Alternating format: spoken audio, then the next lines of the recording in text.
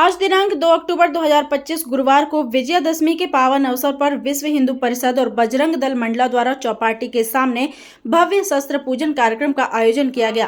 कार्यक्रम में बड़ी संख्या में कार्यकर्ता बंधु, समाजसेवी और स्थानीय नागरिक उपस्थित रहे। शस्त्र पूजन का शुभारंभ वेद मंत्रों और वैदिक विधि से किया गया। इसके बाद सभी अस्त्र शस्त्रों का विधिवत पूजन कर राष्ट्र और धर्म की रक्षा का संकल्प लिया गया। विश्व हिंदू परिषद और बजरंग दल के पदाधिकारियों ने बताया कि शस्त्र केवल हिंसा का प्रतीक नहीं, बल्कि यह धर्म, देश और संस्कृति की रक्षा का प्रतीक है। कार्यक्रम में शस्त्र पूजन के बाद देशभक्ति नारों और जयघोषों से पूरा माहौल गूंज उठा। कार्यक्रम के अंत में प्रसाद वितरण किया गया और सभी कार्यकर्ताओं ने एकजुट होकर समाज सेवा और राष्ट्र हित के लिए कार्य करने का संकल्प लिया।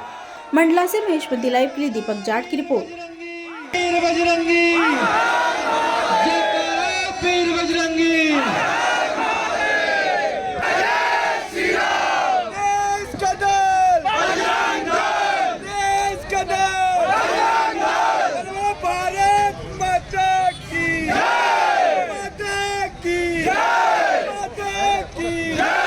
दीन कलेक्शन है नाम सर्वांग भुजा विदाम नीलाश्मद्रजमाशमादृष्टाम हेवे महाकालिकाम यामसौशाभिते रूपमयो हन्धोम मधुरनाम। बोल महाकाली माता की, रामलला सरकार की, हनुमंत लाल जी महाराज की, भारत माता की, भारत माता की। जय जय श्री राम, जय श्री राम, सत्य सनातन धर्म की।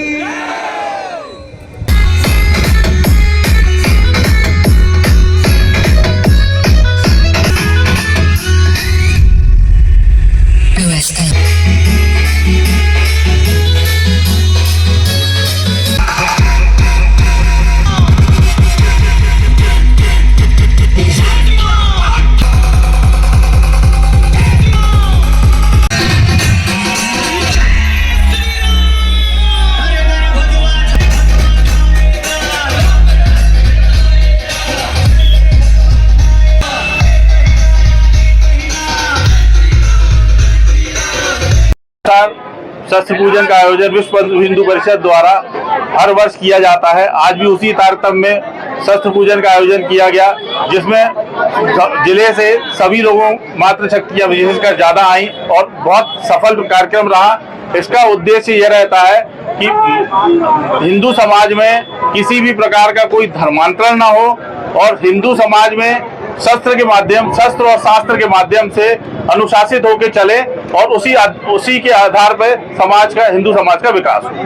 कुछ लोगों के द्वारा इस प्रकार का व्यक्तिगत रूप से लाभ लेने के आशय से यह खेल खेला जा रहा है कि जनजाति के लोग या वाल्मीकि समाज के लोग या अन्य किसी जो जाति हिंदुओं में आती हैं, उनको यह पथभ्रष्ट करके बताया जा रहा है कि वह हिंदू नहीं है और उनको प्रलोभन और मिथ्या साक्ष्य देकर ऐसा प्रदर्शित किया जा रहा है कि हिंदू नहीं है। इसी प्रकार के लोगों के खिलाफ विश्व हिंदू परिषद चिन्हित करके कड़ी कार्रवाई करने की भी प्रत्याशा रखता है और समाज के विकास के लिए जो भी संभव होगा विश्व हिंदू परिषद जरूर करेगा। बंधुओं, ये जो शस्त्र पूजन का कार्यक्रम है, अभी आलोकी भाई साहब ने विस्तार से बताया। कवि के माध्यम से सारे विषय आ चुके हैं, कोई विषय ऐसा नहीं है कि जिसको पुनरावृत्ति करना चाहिए, लेकिन हम सबको यह स्मरण होना चाहिए कि जब हम गुलामी के कालखंड का स्मरण करते हैं, कहते हैं कि 200 साल ईसाइयों ने राज्य किया, हम जब ईसाई कहते हैं तो वास्तव में वो अंग्रेज जो थे वो ईसाई थे। ये स्पष्ट हो जाना चाहिए कि अंग्रेजों का जो शासन काल था वो ईसाइयों का था। इसके बाद मुगलों का आया, अर्थात मुसलमानों का आया। 800 साल मुसलमानों ने राज्य किया। इसके पूर्व हम जब जाएंगे तो हमारे अंदर की वैभव, कला, ज्ञान, विज्ञान, हमारे अंदर का वो वैभव काल, हम जिस गोंडवाना साम्राज्य में बैठे हैं, यहाँ का वैभव काल जब देखेंगे तो सोने की मुद्राएं चलती थी। यहाँ पत्थरों के भी शस्त्र मिले, उस राज्य में, उस भूमि में बैठे हैं। और मुगलों से भी संघर्ष हुआ और अंग्रेजों से भी संघर्ष हुआ, ईसाइयों से भी संघर्ष हुआ। महारानी दुर्गावती मुगलों से लड़ती है, अकबर का शासनकाल था और शंकर शाह, रघुनाथ शाह, ईसाइयों से लड़ते हैं। हम फिर कह रहे हैं अंग्रेज ईसाई थे, ये स्पष्ट होना चाहिए। अंग्रेज ईसाई थे, उनकी भाषा अंग्रेजी थी। तो इस धरती से ऐसी दोनों चुनौतियों को स्वीकार करके उनको मुंह की खानी पड़ी, उस राज्य में हम बैठे। सर्वप्रथम विजयदशमी दशहरा पर्व की आप सबको हार्दिक शुभकामनाएं। जैसा कि आप सभी जानते हैं और हम आदिकाल से सुनते आ रहे हैं कि विजयदशमी जो है अधर्म पर धर्म की जीत का पर्व होता है। अनेक वर्षों से हम लोग विजयदशमी के दिन जो शस्त्र पूजन का कार्यक्रम आयोजित करते आ रहे हैं, उसके पीछे की भी मानसिकता यही है कि हमें सबको इस बात का स्मरण कराना है कि ये जो अधर्म पर धर्म की जीत हुई थी वह शस्त्र के माध्यम से हुई थी, शास्त्र अकेले के माध्यम से नहीं हुई थी। तो शास्त्र और शस्त्र में सिर्फ एक मात्रा का अंतर है, लेकिन दोनों के बीच में जो सामंजस्य होना चाहिए वो बहुत महत्वपूर्ण है। जय श्री राम।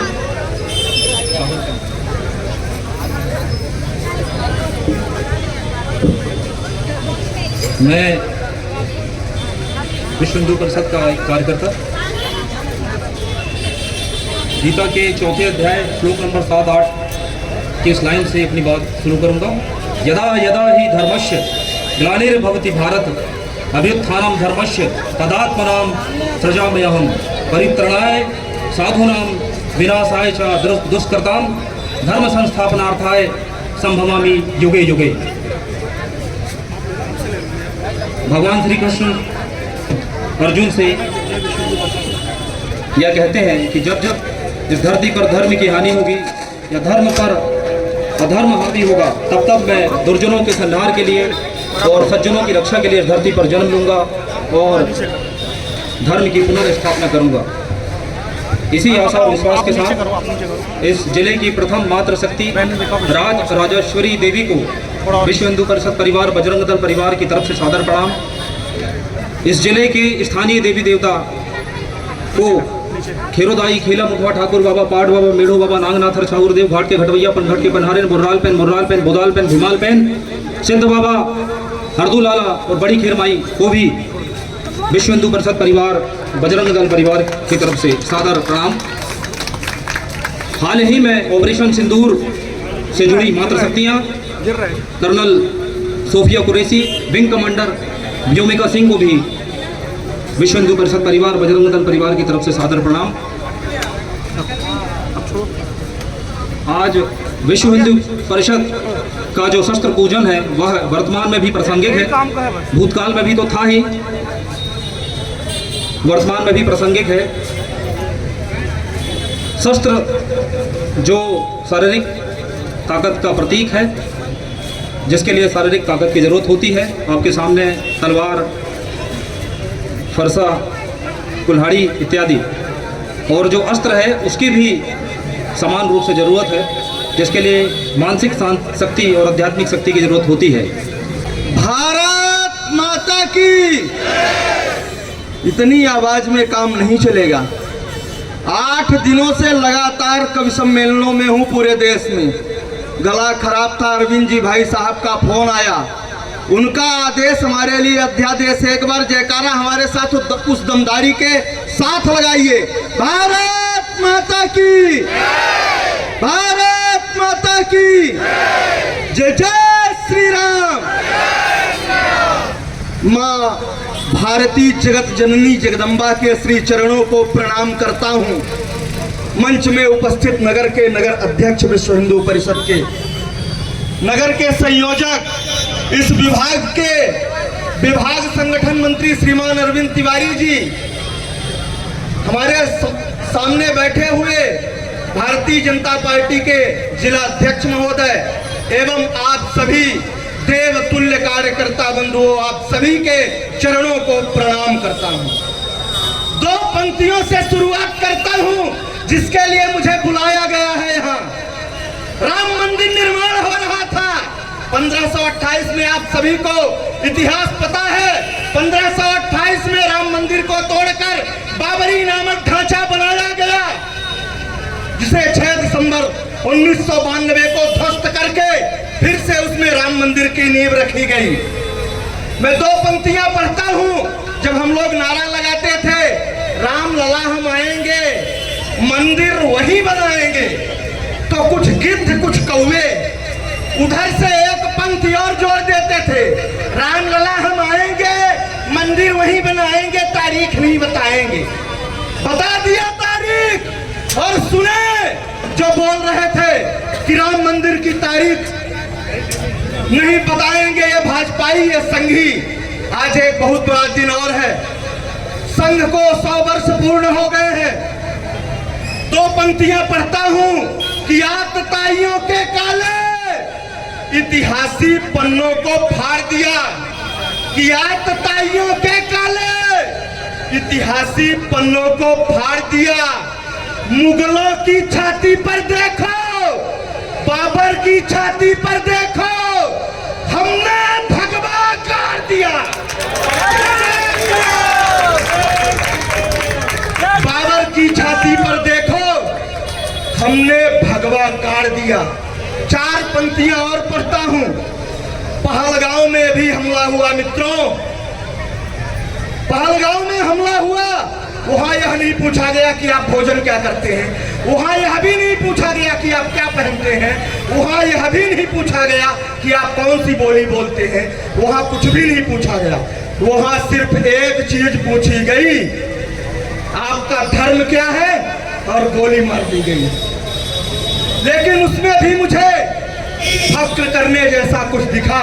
मैं 4 पंक्तियां पढ़ता हूं आदरणीय भाई साहब अरविंद जी, कि गद्दारी का खून नहीं है, गद्दारी का खून नहीं है, सोच समझकर बोलो थोड़ा, भाईचारे वाला रिश्ता हमने कभी नहीं तोड़ा। अरे सनातन की ताकत को, अभी एक गिद्ध और बोला कि सनातन डेंगू है। सनातन क्या है मैं बताता हूं, आपकी तालियां उठेंगी कि गद्दारी का खून नहीं है। सोच समझकर बोलो थोड़ा, भाईचारे वाला रिश्ता हमने कभी नहीं तोड़ा। अरे अरे सनातन की ताकत को तुम क्या जानो गद्दारों, सीने में बंदूक रखी थी फिर भी धर्म नहीं छोड़ा।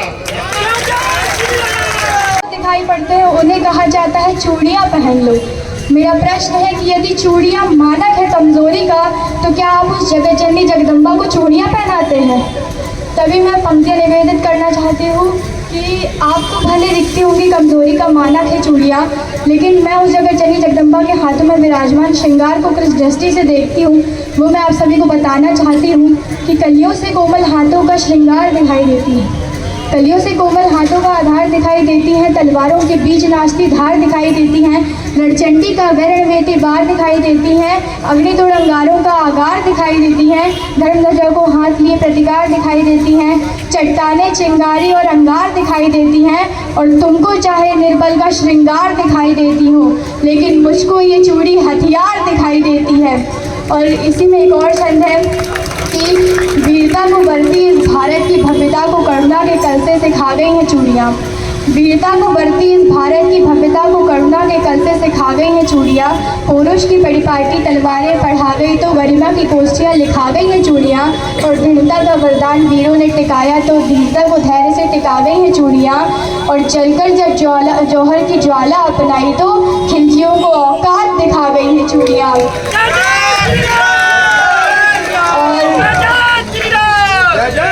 और हम गार्गी मैत्रेयी, कित्तूर की रानी चेन्नम्मा, रानी पद्मावती, रानी लक्ष्मीबाई, पन्ना ठाई, इनकी वंशजाएँ हैं। ये हमारा इतिहास रहा है। लेकिन जब कोई घटना बंगाल में होती है, महाराष्ट्र में होती है, मणिपुर में होती है, तो बहुत तकलीफ होती है। इसलिए नहीं कि हम हमारी बहन बेटियों को सुरक्षित माहौल नहीं दे पा रहे हैं। मुझे नहीं लगता कि सरकार इतनी बड़ी आबादी के लिए कुछ खास कर पाएगी, लेकिन हम हमारी बहन बेटियों को सशक्त ही नहीं बना पा रहे हैं। तो आप सब भी अपने जीवन में हर शक्ति स्वरूपा, फिर चाहे वो आपकी बहन हो, आपकी बेटी हो, आपकी माता हो, आपकी पत्नी हो, उनका सम्मान कीजिए और अपनी बहन बेटी को सशक्त बनाइए। फिर सुनिए कि तू वह शक्ति का स्वर है जिसमें सृष्टि रचने की ताकत है, तू वह शक्ति का स्वर है जिसमें सृष्टि रचने की ताकत है, तू परशुराम की भी जननी जगपालक की भी पालक है, तू रास रचैया जगत की मेरे कृष्ण कन्हैया की माता, तू खप्पर वाली का खप्पर जो कभी नहीं है भर पाता, तो साहस शौर्य समर्पण को तू जीवन का आधार बना। अरे धार रूप रण चंडी का तू शस्त्रों को श्रृंगार बना, तू शस्त्रों को श्रृंगार बना। तो एक बार मेरे साथ सभी जयकारा लगाएंगे। जय भवानी